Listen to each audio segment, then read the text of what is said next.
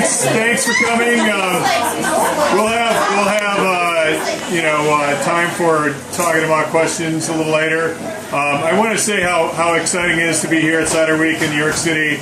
I worked with Jimmy on Beer Week like 5 years ago, and that was so much fun that I started working on Cider Week. This is my second Cider Week. It's the third time they've done it though, so it's exciting to be part of it. It's really exciting today, Saturday. I have got to work with three of my heroes. I did a nice little class at Murray's today, tasting cheese and cider, and I worked with Anne Pommy Dupont. So she was there representing her ciders, which are, I think, the finest French ciders you can get. We have Anthony from Rhone Imports, who I think represents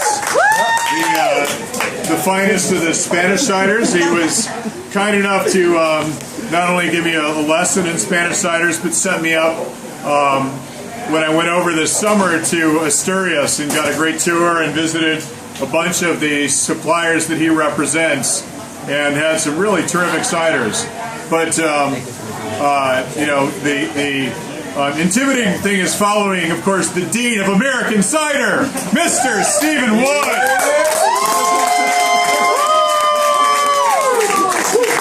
Spotlight on him, yeah. So yes, two kinds. If I'm making cider in 20 years, I hope to know half as much about apples and cider as Mr. Wood does. He's 20 years, you're developmentally disabled. It's a pleasure.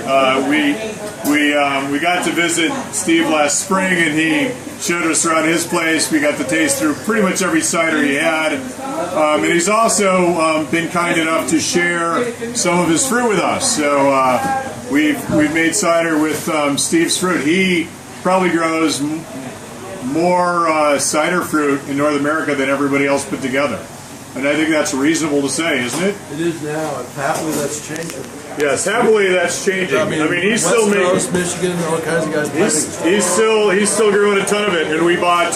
We've already got one truckload of juice already, and we got a couple more coming, I think. So depends on what we pick, sir. Yes. But it's a pleasure to be in to have Steve here with us tonight. I'm going to tell you a little about Virtue Cider and where I think the whole cider world is going and our take on it. Coming from my background being a craft brewer, I started in craft brewing in 1988. My father was kind enough to open up a brewery for me to work at called Goose Island.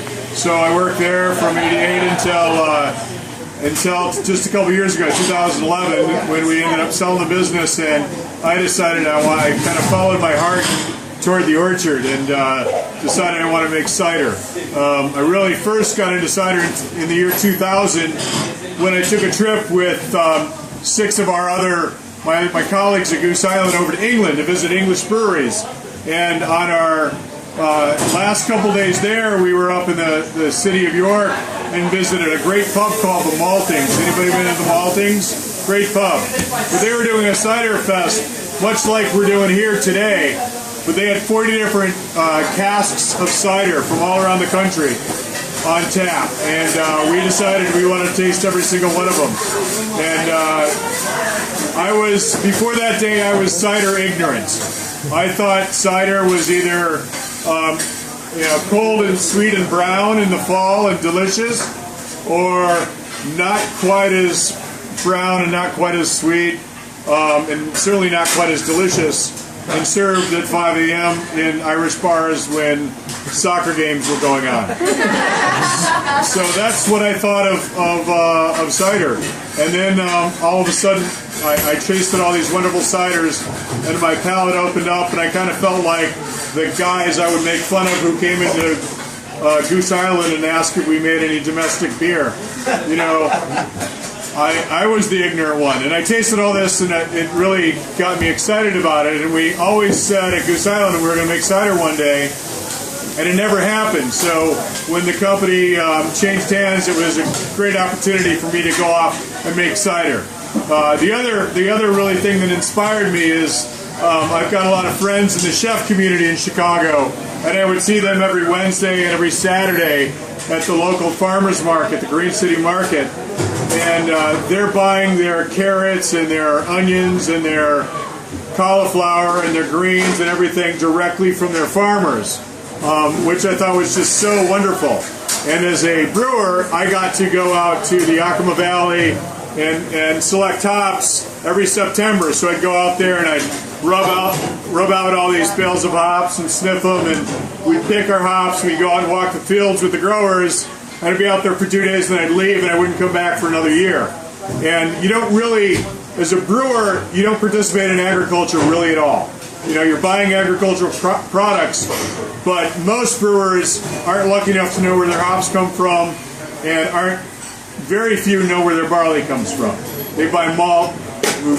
The maltster doesn't even know where the barley comes from because they buy it from a co-op. So as a cider maker in Michigan, we know our growers by name. They live in our community.